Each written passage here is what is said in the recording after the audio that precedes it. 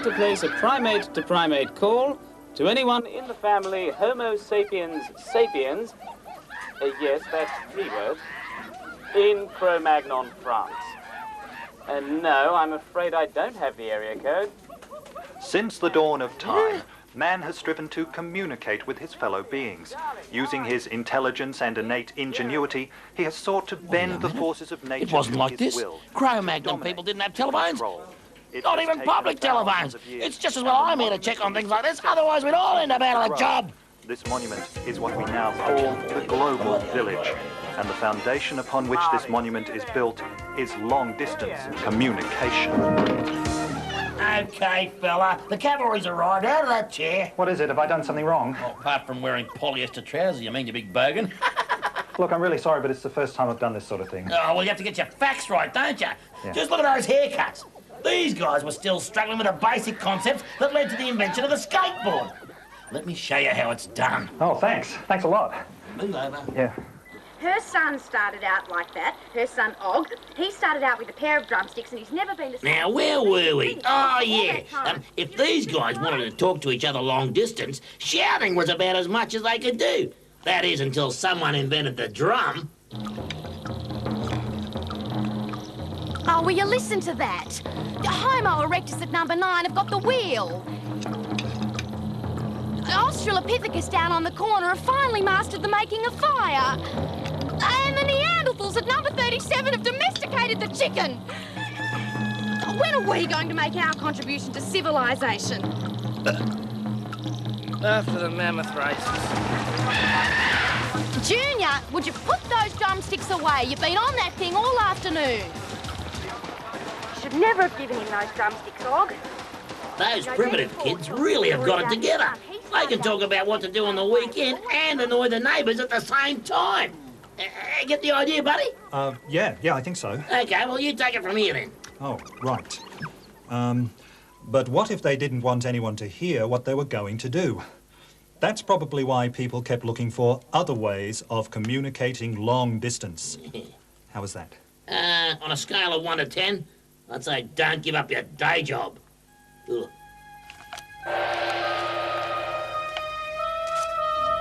Slave messenger, you dog of the desert! If this parchment isn't in Giza by the middle of next week, you'll be cleaning the pyramids with your tongue! At least Her Majesty's messages would be private. But look at him, he's so slow. The guy runs like a leaky tap. Oh, there must have been a faster way of sending a message, so people Okay, decided... that's enough. Let's not try to hog the microphone, shall we? You really are a microphone hog. Sorry. Hail Caesar. What news, Eczema? None yet, Majesty. By the gods. Why must sending a simple message be so difficult? Majesty, if I might suggest, perhaps a homing turtle isn't the right creature for such an errand. But we've tried everything else. Homing goats, homing cats, homing elephants, frogs. Majesty, what about using a bird? A bird? Yes, Majesty. You could write a message on a piece of parchment and attach it to the bird's leg. You know, that's not as silly as it sounds. Do you have any particular bird in mind? It would have to be quite a common bird. Agreed. A strong flyer. Of course. And one that's quite used to being near people. I think I see what you're driving at. I think the best bird for the job would be... A duck! A homing duck? Who is this eczema bird? Hasn't she heard of a homing pigeon? A homing duck. This is the dawning of a new age in communication. A homing duck? Oh, what can you expect from a guy who wears sandals? Not that the homing pigeon was perfect, mind you. The Egyptians have been using them since 400 years before Caesar began wearing long togas. But there were times when a pigeon that set off from point A just didn't arrive at point B. Now, you're going to have to time yourself to the pictures. Now, these bits are tricky for beginners. And there are lots of things Slowly does it. that can get in the way of even the most safety-conscious pigeon. You timed that to perfection, didn't you, pal? Robin, can't a merry man eat his lunch in peace? Ah, good friar, well met. You must hear my new poem. If it's like the last poem, Robin, allow me first to finish my lunch, or I'll have no stomach for it after. Lunch, good friar, lunch? What is lunch? To love. That's rather good. I must remember that. Another love poem to Maid Marian. Yes, 'tis finished, and I am ready to send it to her. But first, listen, I prithee, and weep. As you wish. Lucky the horse that has your legs, and the pig your skin so pink. Lucky am I for knowing you, my lovely, lovely Marion. What thinkest thou? Doesn't rhyme. 'Tis ahead of its time, that's all. Now, send it on its way. Take this poem to its mark, the heart of my beloved.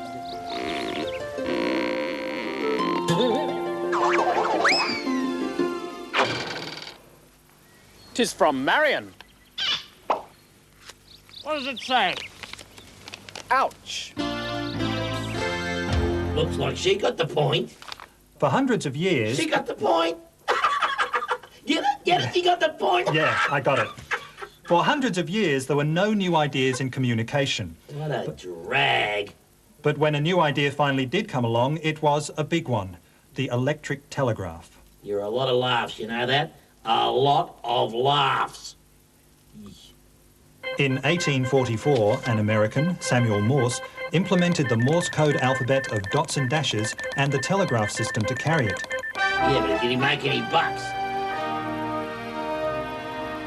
Can you see anything, Lieutenant? Nothing yet, Captain. What in tarnation is that, Lieutenant?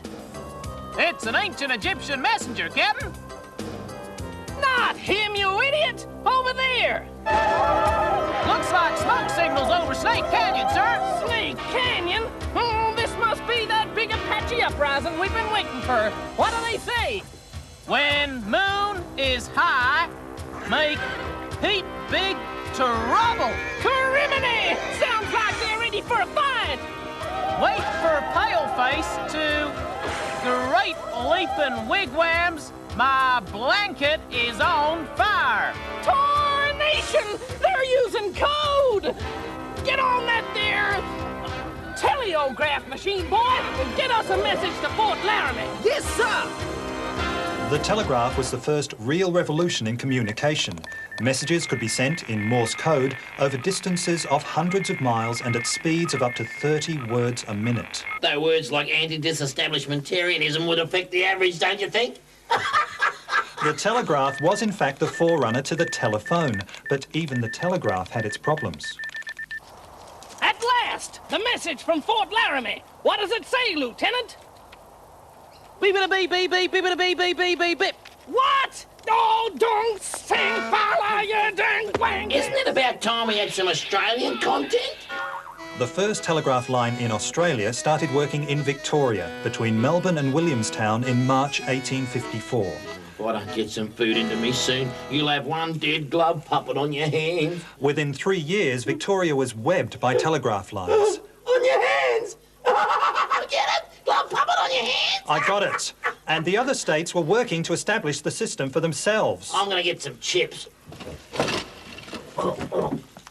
Don't hurry back. I heard that.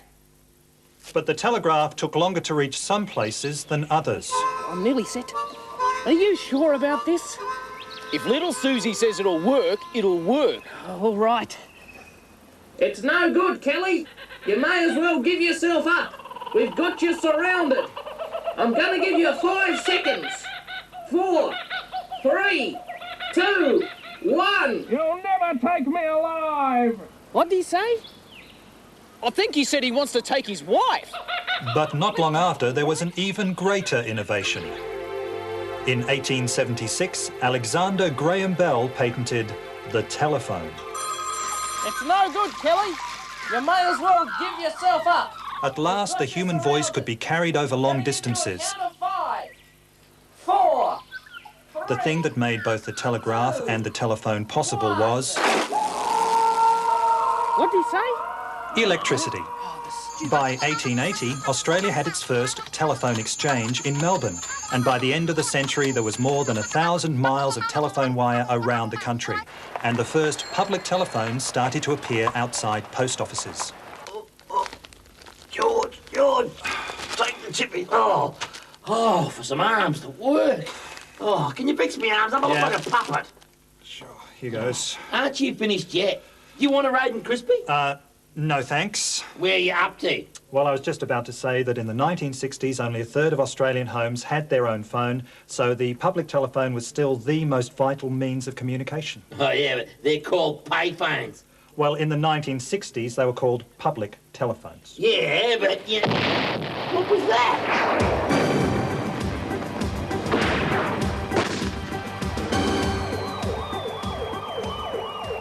Wow, it must be great having your own phone.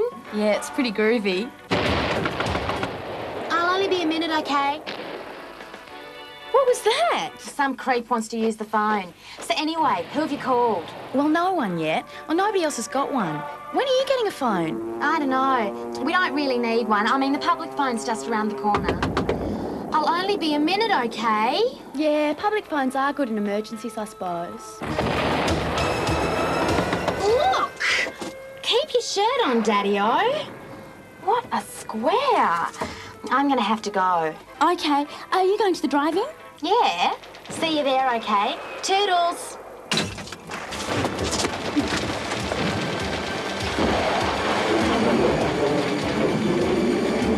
Hello, operator.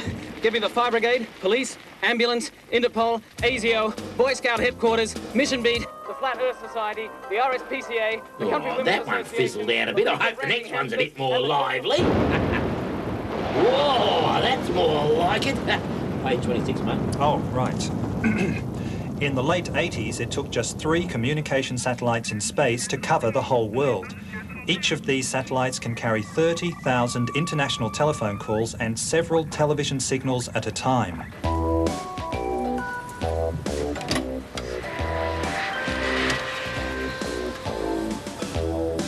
Hello, operator. Moscow 1313. Oh, done.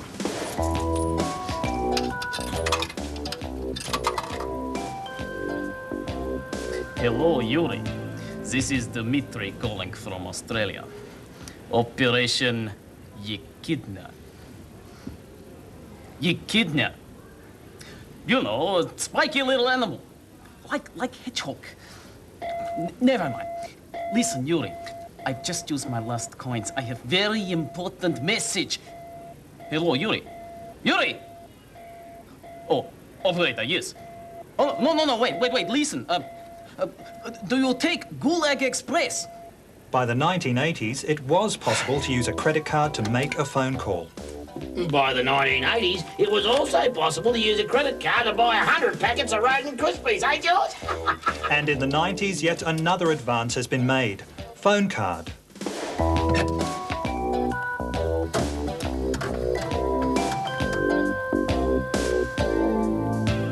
Yuri. Hello, yes, it's Dmitry here. Callers buy cards of various values and can make as many calls as that card allows. And phone card can be used by the whole family. Oh, the whole family. You mean Mr. and Mrs. Hole and all the little holes? Oh, George, have I got it or what? You've got it. Now, here's your lunch, darling. 2 banana and Vegemite sandwiches. And I've put an extra apple in today. Have you got your clean underwear on? And here's a clean handkerchief. No, darling, don't use the other one. It's unhygienic. And don't forget, if you get stuck, use the phone card. It's a $2 one, and I've programmed my office number onto it. Just put it into the machine, and it will automatically dial my number for you. All right? Now, let's take a look at you. All right, darling, have a good day. Okay, let's see if we can get a little pace into this thing.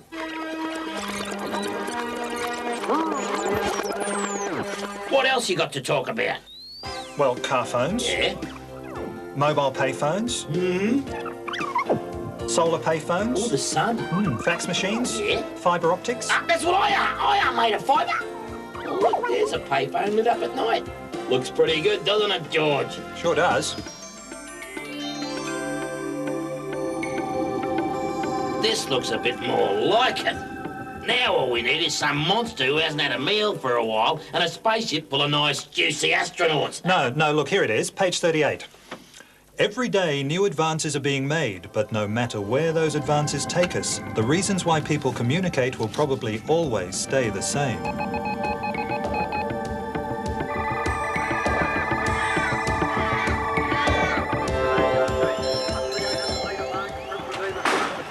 I'll get it.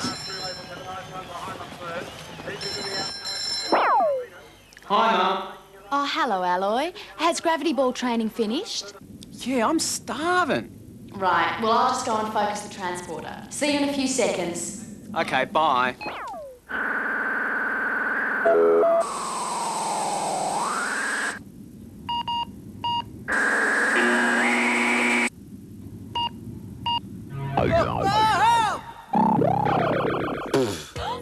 Hi, Mum. What's for dinner?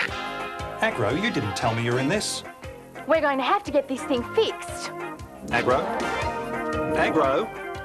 Agro! A message from Queen Nefertiti. I think it's urgent. Ah. Tell her we haven't got any blue ones. Would a green one do?